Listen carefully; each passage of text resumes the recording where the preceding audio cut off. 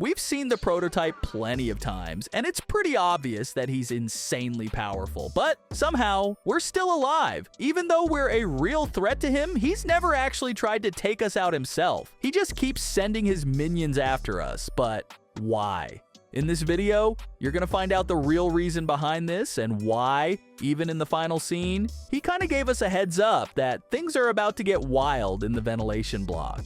But before we dive in, just a quick heads up. This theory might seem a bit tricky to follow, so make sure you catch every detail. Now let me be clear, the prototype is 100% the villain here, but things aren't as simple as they seem at first glance. Throughout all the previous chapters, we've been constantly pushed to believe that the prototype is the ultimate evil of Playtime Co., and that destroying it is the only way to save everyone and set them free. And after Poppy's words in the final scene of Chapter 3, and they ate the bodies to stay alive. The prototype has to die for this, for everything. I was just as convinced as most of you. As I played through Chapter 4, I started doubting everything more and more. And damn, I think I was actually right. In the context of this video, it's crucial to understand Poppy, since she and the prototype clearly have some kind of connection. As we know, Poppy has been our main ally in destroying the horrors lurking within Playtime Co., and essentially the only intelligent being we can trust. Sorry, Kissy. At least, that's what we thought going into Chapter 4. We already had doubts about Ollie back in Chapter 3, but that's a different story. However, the more we got to know Doughy, who, unlike Poppy, never abandoned his friends and didn't run away from safe haven, the more we started questioning Poppy's words. And naturally, our distrust in her only grew stronger. Doughy always saw Poppy's plan as a reckless gamble, and when everything collapsed, it became clear our Doughy boy was actually right all along. Poppy was directly responsible for the fall of Safe Haven. Okay, Doughy, I get it, but come on. We were just following Poppy's orders, so why are we to blame too? This scene was the real turning point. The moment when the absurdity of Poppy's actions and the true motives of the prototype became impossible to ignore.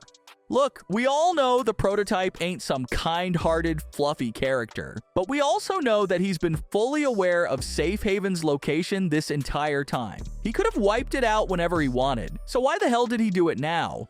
Maybe because Poppy started making reckless decisions, and this was a brutal lesson for her. Quick side note, man, I feel bad for Doughy. I feel bad for Doughy. His entire life's purpose got crushed in a matter of minutes, and his frustration? Totally justified. And then, to top it all off, we ended up killing him. No taking that back now. But let's get back to the prototype and Poppy. His ultimate goal was actually hinted at in one of Poppy's VHS tape monologue. So awful. I didn't want... This wasn't what I thought we were gonna leave. Leave the factory. Not this. All those people.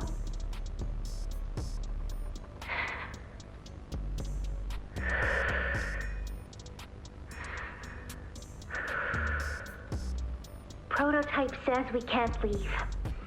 Not now, not ever. I hate him. I hate him, and I hate this place, and I hate that he's... right.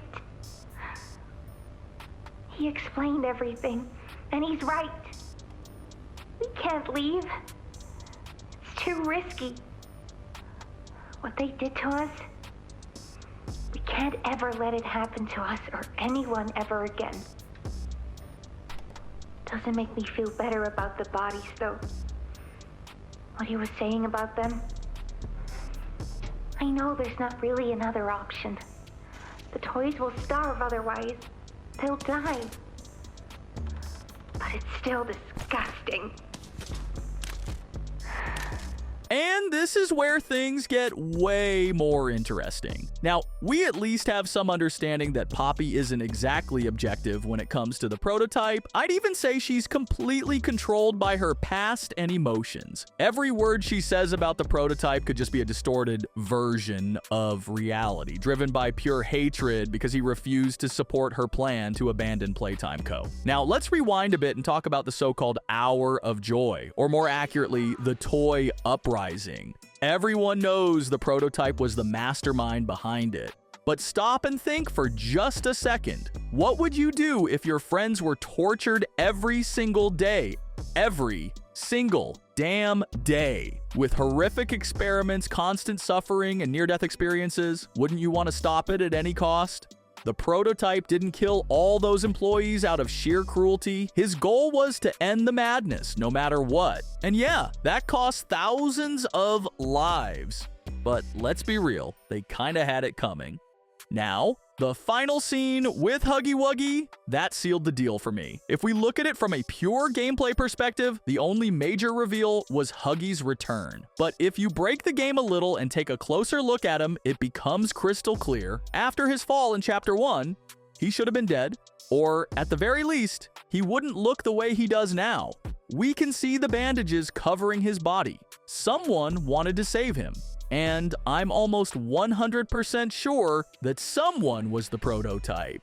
If we follow this same logic, then the abductions of Mommy and Catnap might not have been what we thought. What if he wasn't kidnapping them, but trying to save them?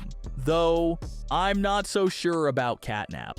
But before we get to the juiciest part of this video, we have to go over some key moments from the conversation between Poppy and the prototype. Who is this? An obvious question with an obvious answer. You. What did you do with Ollie? I'm right here, Poppy. For you, I'll always be here.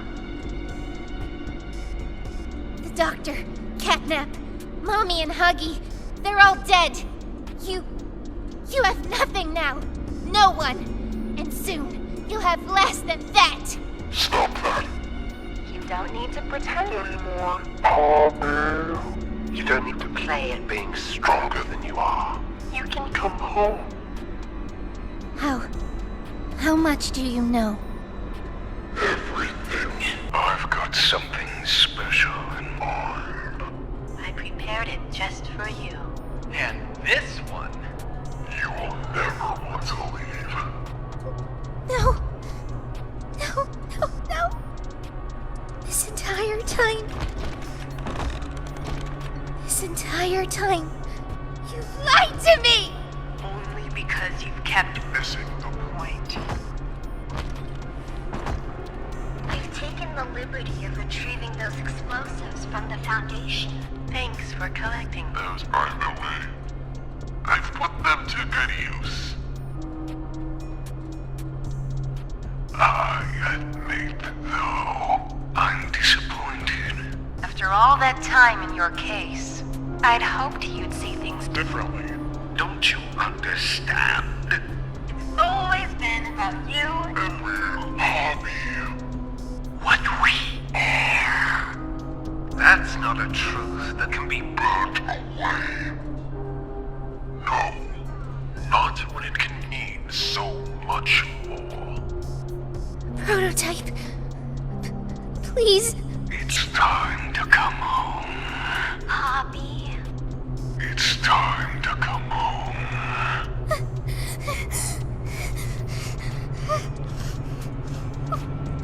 I can't go back in the case. I can't. I'm sorry. So, what do we have in the end? A ton of indirect and, dare I say, direct hints that the prototype might actually be a positive character. Of course, from our perspective, he's the #1 villain of all time. But if we look at it from the inside, from the perspective of Playtime Co. itself, things get way more interesting. From what I understand, the prototype was always against the employees, but never wanted to harm the toys. During his conversation with Poppy after the Hour of Joy, she did want to escape, but the prototype stopped her. And honestly, his reasons were solid. I'm convinced that the horrors of Playtime Co. weren't just known by the higher-ups. Other outside forces were watching too. And if you really think about it, if Poppy had escaped, who knows who would have caught her or what they would have done to her? The prototype was trying to maintain the ecosystem inside Playtime Co. to protect the toys from anyone who might come after them. And he was doing it until some of them started rebelling and trying to escape. In reality, the prototype wanted to save them, while they were desperately trying to run back into a lab, just under a different name like Tilly Willy Co. instead of Playtime Co. And while the prototype was fighting to protect everyone, Poppy was planning to destroy the factory, the prototype. And, like Doey rightfully pointed out in one of his conversations with us, possibly even the toys themselves. That would have been the absolute collapse of everything the prototype had built, and that's why he never touched Safe Haven, until we crossed the line and turned one of the chillest characters into a madman, who had every reason to blame Poppy for what happened. Everyone have to. My friends. He killed my friends.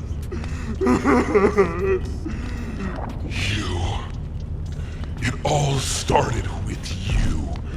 You and her.